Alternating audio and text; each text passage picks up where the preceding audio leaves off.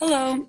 This week's assignment was on standardized assessments, so I decided to take a look at the SAT test that is given every year.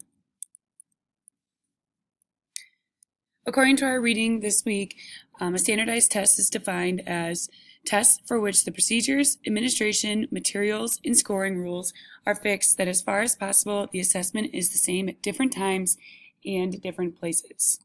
So the SAT is an example of this. It's a test that's given to all juniors and seniors as a college admission test. Uh, Procedures are the exact same. Tests are the same for every single test day. Um, so it definitely fits the definition of a standardized test. I decided to go a little out of order on our rubric and take a look right from our flow chart and talk about why standardized assessments are good means of measurement. So any standardized test, especially the SAT, is fair, it's objective, it's efficient, and it's comprehensive. So what that means is, since it is the same test for every single student, no student has an advantage given on their location in the country. It's comprehensive because it covers it's a variety of subjects. So you have your math test, you have your reading and your writing, and integrated into the reading, you'll find science and you'll see history. So you get a good assortment of all different subjects. So it's a good measurement of the student's ability. In addition, I think the standardized test, the SAT, gives good feedback.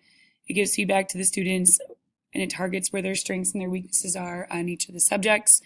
And in addition, each school gets the results back for their students.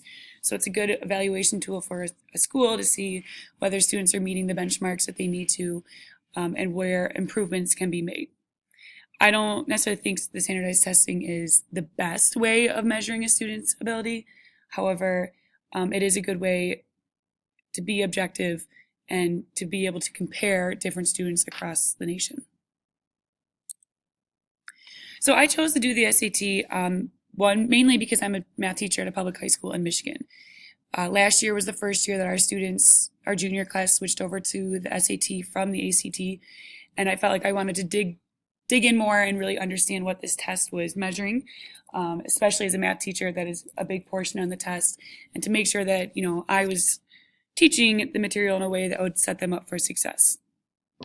In addition, I'm a proctor. Every year, the teachers are responsible for proctoring the test. So again, just to get a better idea of what's on the test and find ways that possibly that we can improve instruction and improve our scores. As a math department, we get to meet together, look at the different questions, and see which questions our students scored well on and which ones they scored not so well on, so that we can improve our instructional strategies to help improve the student scores.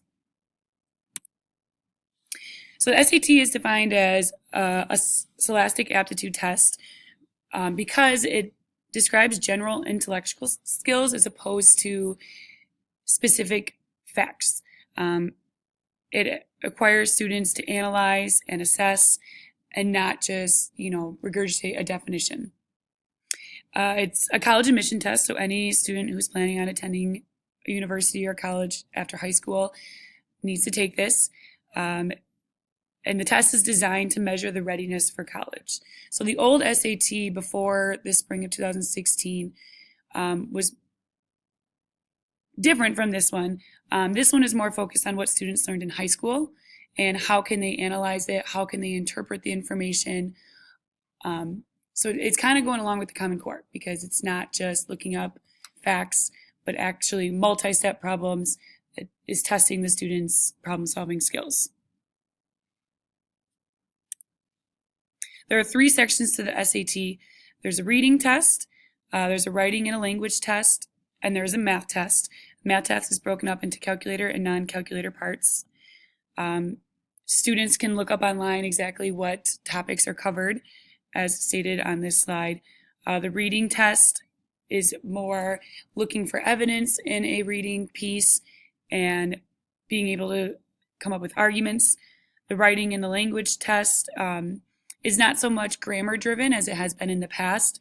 It does have punctuation rules, but it's requiring these students to use higher level writing skills as opposed to just grammar and sentence structure and basics, I guess you could say, like that. They actually have to dig deep and analyze.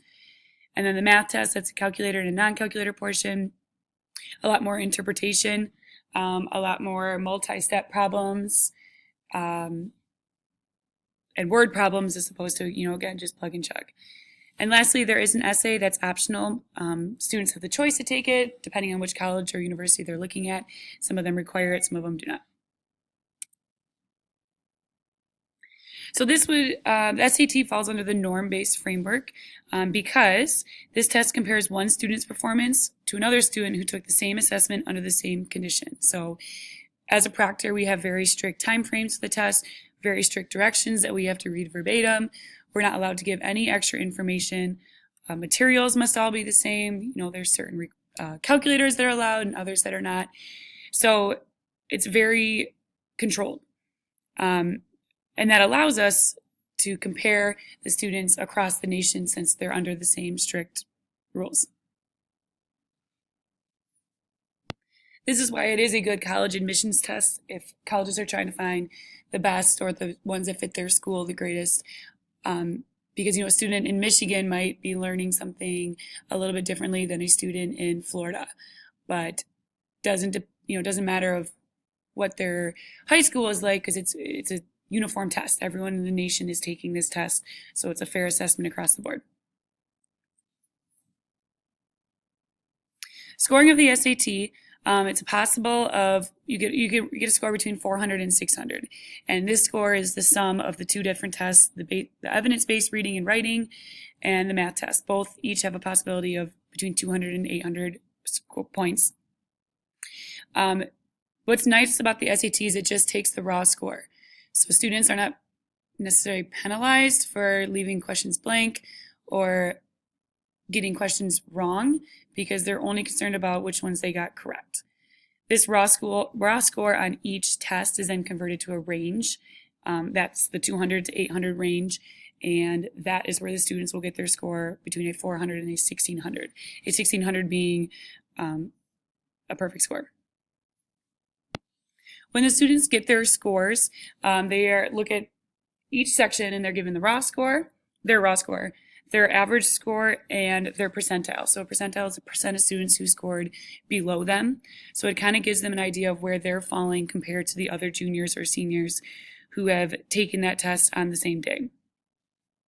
In addition, which I think is really neat, so this test actually does give feedback, and it was nice to see this part of the scoring. I wasn't really aware of this since I never took the SAT and I didn't see any of the score sheets. But it gives the students a benchmark score. So for each topic that is covered on each test, the students are rated using these colors, either green, yellow, or red. If they're given a green on that test, that means that they've exceeded the benchmark. They are, above where they should be on that topic given their educational history. If they're a yellow, that means they're within 1 year, so they are almost there.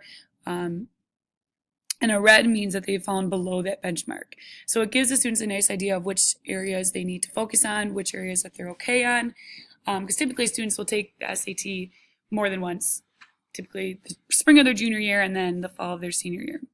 So here is an example of a student's test and what they'll get back.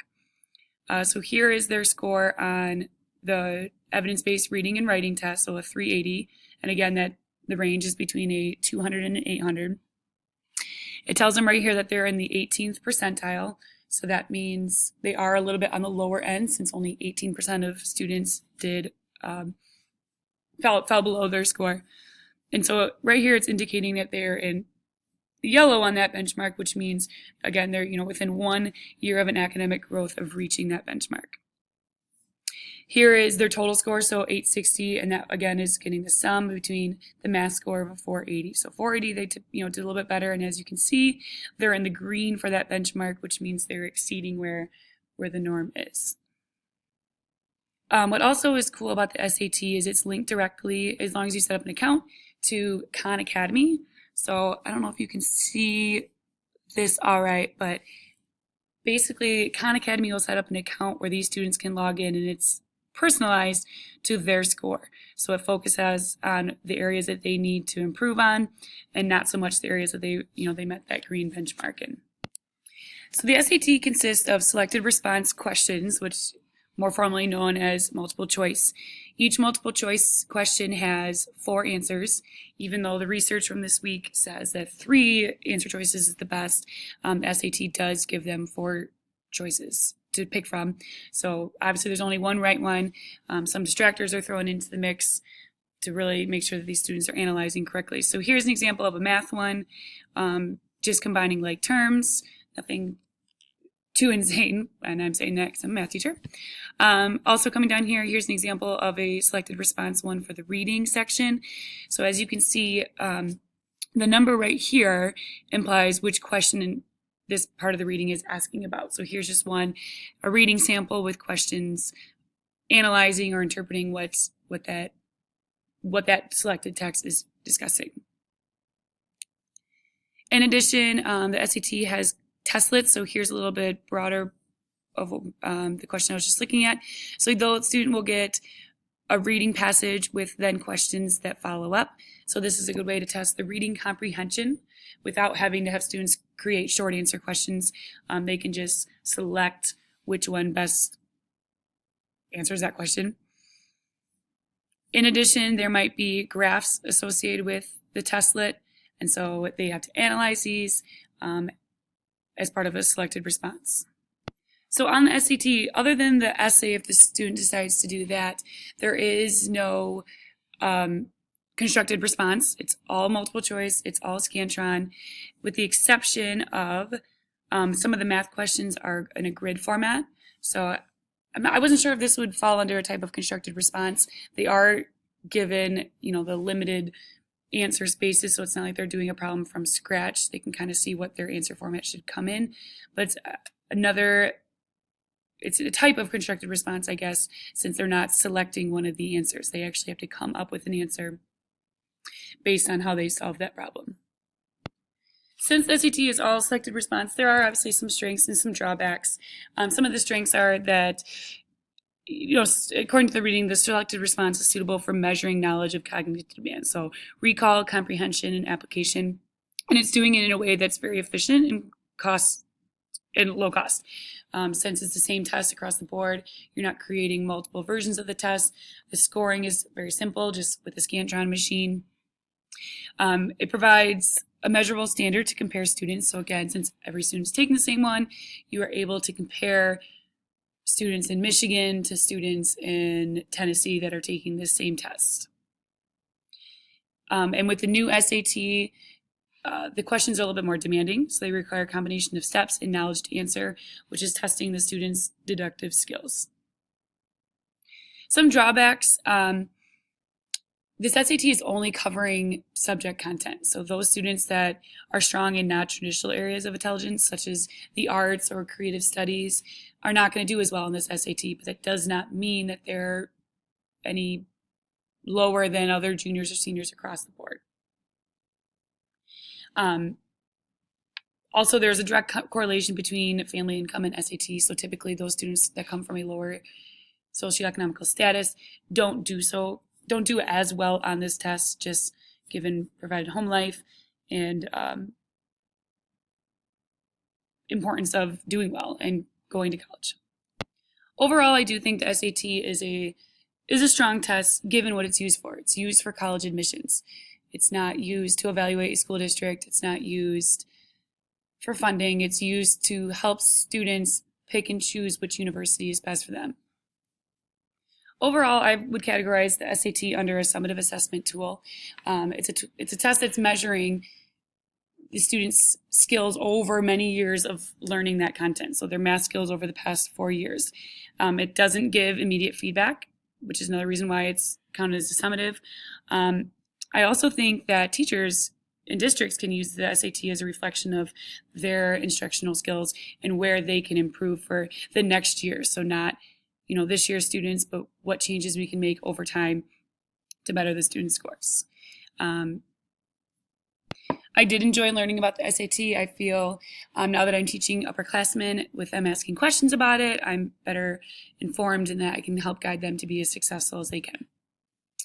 Here are my references, all the readings from this week, and thank you very much.